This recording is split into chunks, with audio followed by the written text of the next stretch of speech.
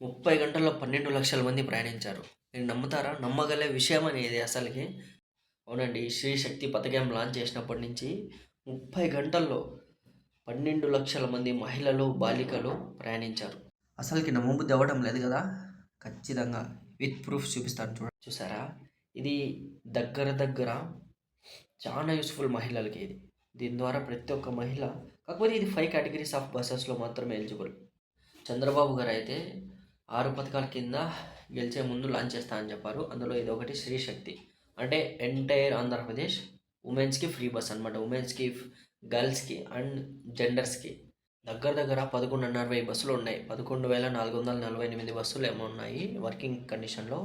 అందులో 75-80% బస్సుల్లో ఎలిజిబిలిటీ ఉంది. దగ్గర దగ్గర 7,500 సంథింగ్ 8,000 దగ్గర క్లోజ్ టు అన్ని బస్సుల్లో యాక్సెస్ ఉంది.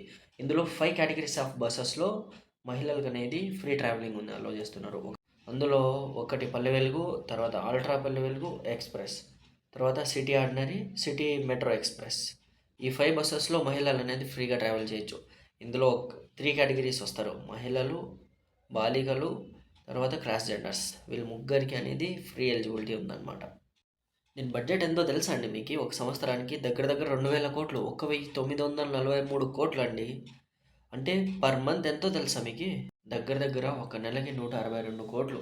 లాంచ్ చేసిన 30 గంటల్లో 12,00,000 మంది అమ్మాయిలు, ఉమెన్స్, తర్వాత క్రాస్ జెండర్స్ ఈ ముగ్గురు ట్రావెల్ చేశారు.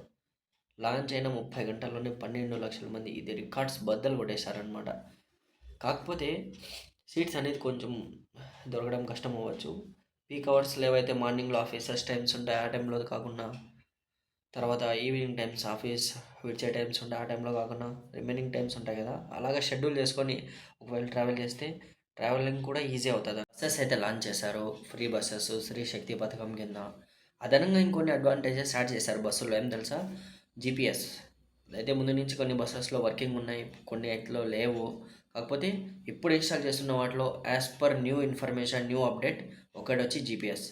Number 2 CC cameras.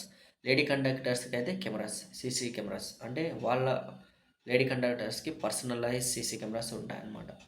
ఆగండి ఆగండి, చివరి దాకా వీడియో చూడాలనేది ఎందుకంటే ట్రావెల్ చేయడానికి ఏదో ఒక షూరిటీ చూపించాలి కదా! షూరిటీ కోసం ఏమేమి అడుగుతారు? ఏదర్ పాన్, ఆధార్, ఓటర్, ఏ కార్డ్స్ అయినా చూపించచ్చు అనమాట. అప్పుడప్పుడు డ్రైవింగ్ లైసెన్స్ కూడా ఎలిజిబులే, పాస్పోర్ట్ కూడా చూపించచ్చు. కాకపోతే పాన్ కార్డ్ అయితే అఫిషియల్ స్టేట్మెంట్లో అలో చేయరు అంటున్నారు. కాకపోతే ఏమో ముందర అప్డేట్స్లో చూడాలి. అప్డేట్ వస్తే ఖచ్చితంగా let me note down in comments. ఒకవేళ నా దగ్గరికి త్వరగా అప్డేట్ వస్తే నేను మీ దగ్గర వరకు త్వరగా షేర్ చేస్తాను. ఓకే, అలాగైతే మీ యొక్క ఒపీనియన్ ఈ వీడియో మీద ఏమో కింద కమెంట్లో డ్రాప్ చేయండి. లాంచ్ చేసిన 30 గంటల్లోనే 12,00,000 మంది ట్రావెల్ చేశారు కదా! వారి ఖర్చు ఎంత వచ్చింది తెలుసా? 5 కోట్లు, లిటరలీ 5 కోట్లు.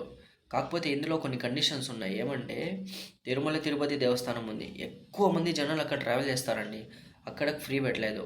మరి ఇంకొకటి ఏమంటే అక్కడ ఫ్రీ పెడితే మళ్ళీ అంతే మొత్తం లాస్ అయిపోతుంది అంతే ఘాట్ సెక్షన్స్.